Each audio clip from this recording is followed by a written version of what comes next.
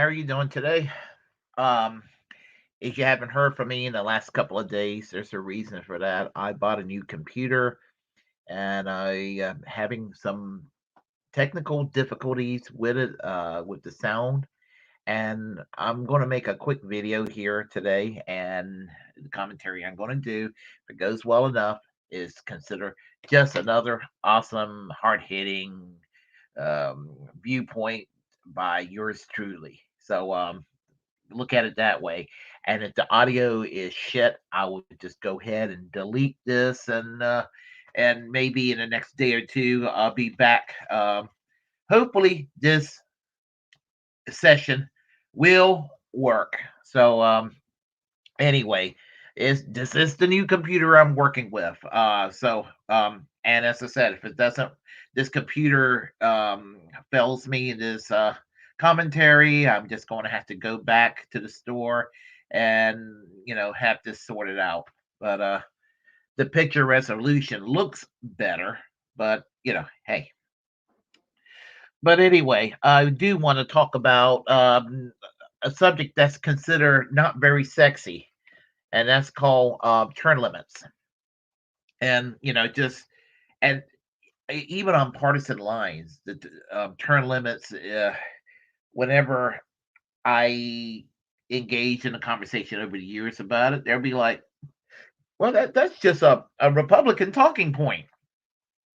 I had this experience when I was in the college Democrats at East Carolina.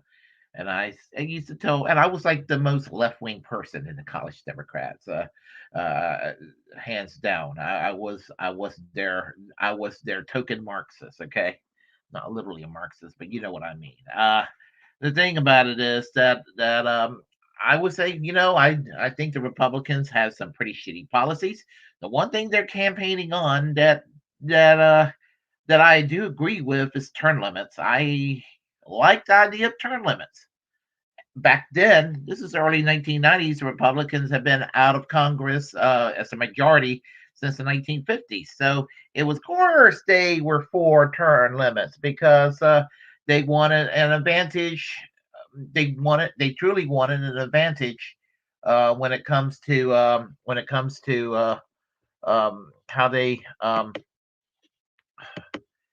how they you know go about things. And thing about it is that when the Republicans took over Congress in 1994, guess what happened? All this talk about term limits ceased happening. They never talked about it again. You don't ever hear Republicans, elected politicians, elected Republicans say, we need term limits. We really need them bad. You never hear them say that. And it's understandable because just like they accuse Democrats of being drunk on power, Republicans are also drunk on power. And it irks me when I hear Republican Party hacks saying things like, "Well, the Democrats, they just want to get elected. They just want to get elected because they just want to rule. They want power." As if a Republican running for office has a gun to their head and somebody's forcing them to run for political office. Please give me a freaking break. Honestly, honestly. And I mean, and I'm not trying to make it sound like I'm beating up on Republicans. I mean, I'm back to shame on Democrats for not being for term limits on two grounds. One, they're greedy for power, and two, they're not. I mean, just like the Republicans said they're greedy for power. Of course, the Republicans are too. But the Democrats are not just greedy for power.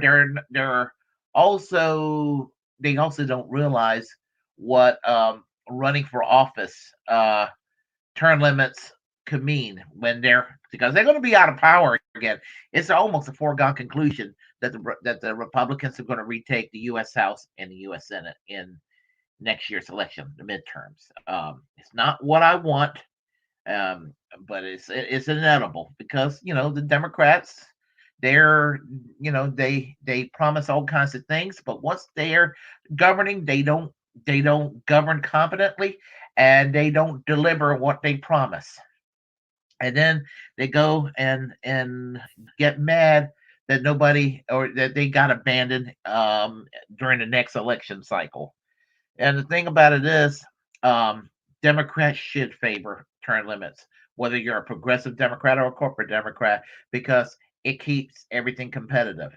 If we had term limits, when the Democrats lose power, I can almost guarantee you they're going to come back into power, maybe not necessarily the next election cycle, but possibly the next election cycle, and not be 15 years or 20 years out of power as in the past. So, and the same thing for the Republicans. I mean, I think that you'll shake up the system if you have term limits um, for Congress from both parties. I mean, both parties will you'll see it going back and forth a little more often. You're not going to see one party in power all the time for 5 years or 10 or 15 years.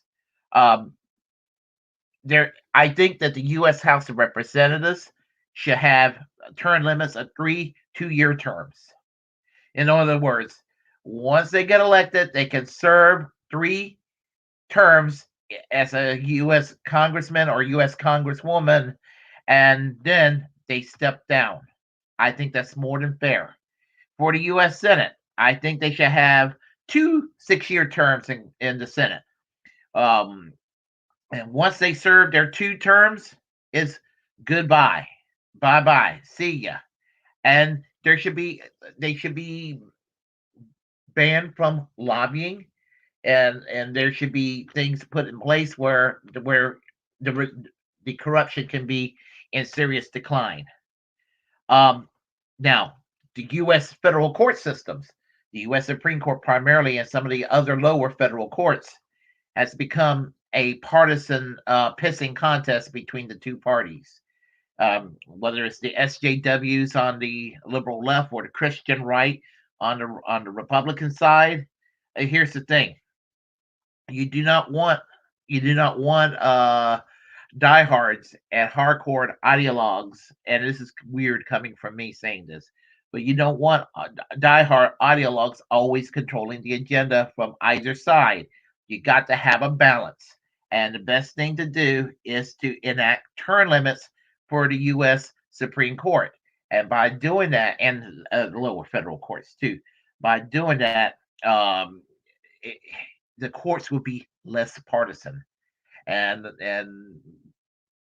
because right now it's a zero sum game. Uh, I favor term limits as a reasonable middle ground toward the shitty status quo and expanding the courts. Because there's a part of me that says expand the courts right now with Biden and the Democrats in power right now. Go ahead and expand it because there is an unfair advantage against the left. And I say this as a left wing ideologue, not that Biden and the Democrats are left, but I'm trying to make my point. But on the other hand, it could backfire, and Tom Cotton or Ted Cruz can become president, or Donald Trump can make a comeback, and you have all these right wing justices in the courts after you expand the courts. So I think that maybe the best middle ground would be term limits.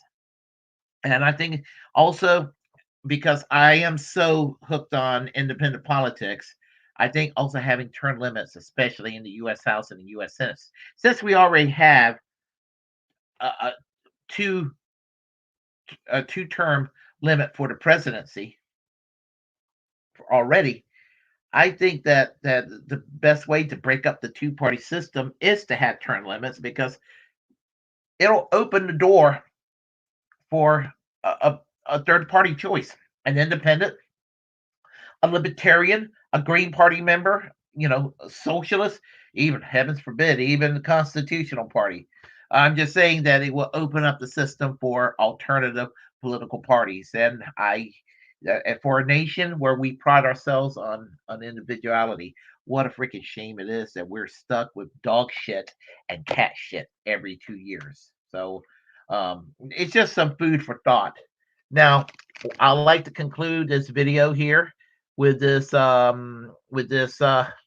well, let's do this here with this little ditty from a British TV show called Spitting Image. This goes back to the 1980s, and it's so cute. I just, it's kind of related to what I'm talking about. So I'm going to conclude with this, and I'll tell you all about that, and then I'm signing off. Right honourable gentlemen, with all due respect, is a well, right honourable really should know all about that.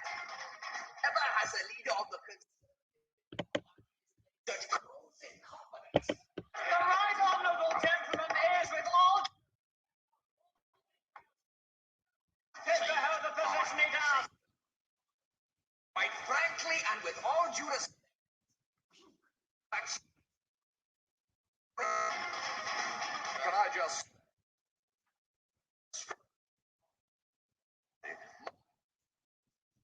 reasoned argument? The landlord, I'm sure the right honourable balding Welsh kid will agree with me. The right honourable gentleman may be a cretinous buffoon.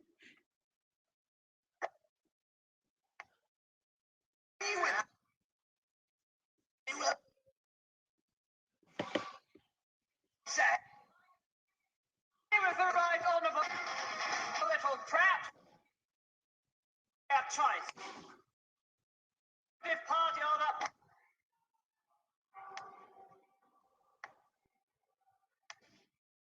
the party system has lasted. Their choice.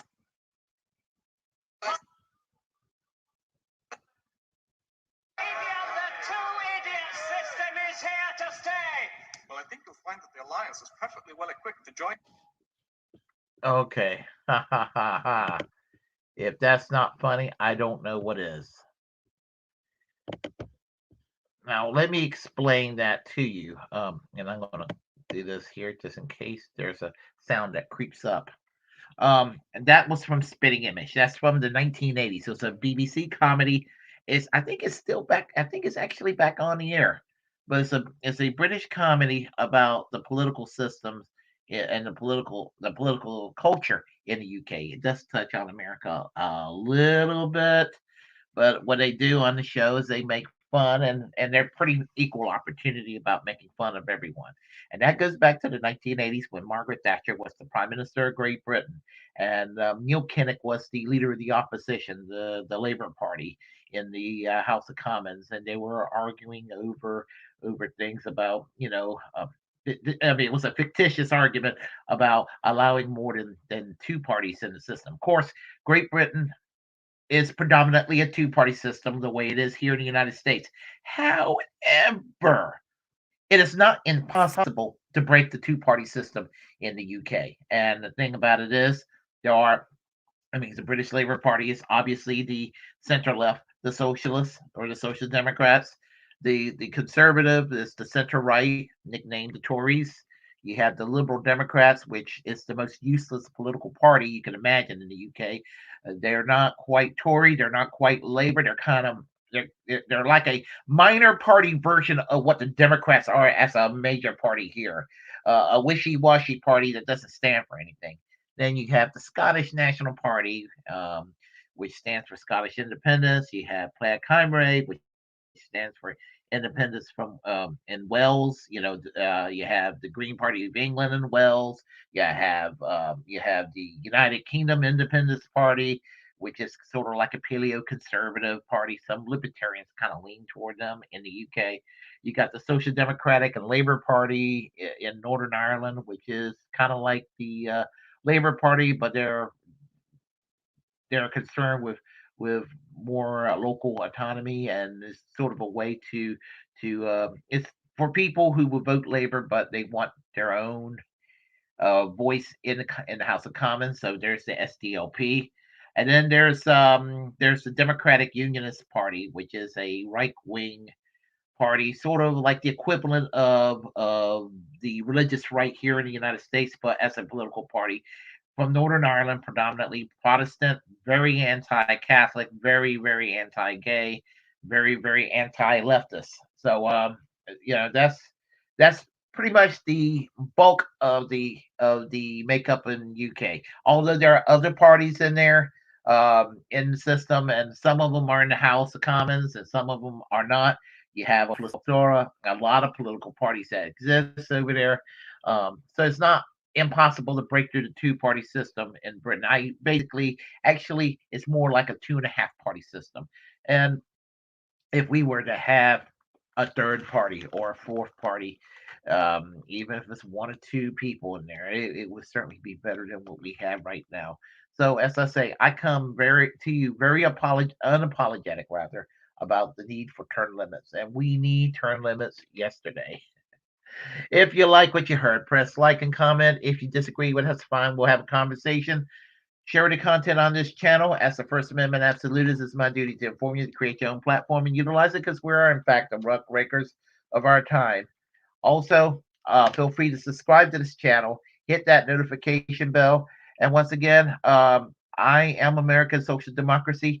Peace, and let's have term limits to kind of clean things up a little bit. Let's do it. Let's do it.